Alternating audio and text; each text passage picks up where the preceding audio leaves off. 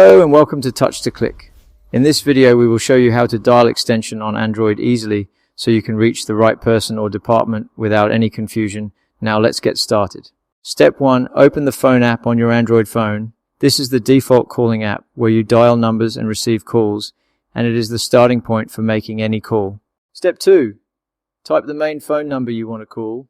This is the primary number of the business or organization before adding any extension. Step 3. Tap the three dots icon at the bottom right corner of the screen.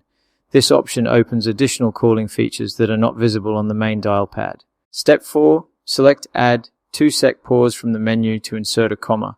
This pause is important because it tells your phone to wait briefly before dialing the extension. Step 5. Type the extension number after the comma. This ensures the call automatically reaches the correct person or department once the main call connects. Step 6. Press the call button to dial the number with the extension.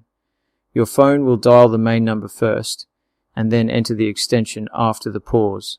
Thanks for watching, and don't forget to subscribe to Touch to Click for more helpful videos.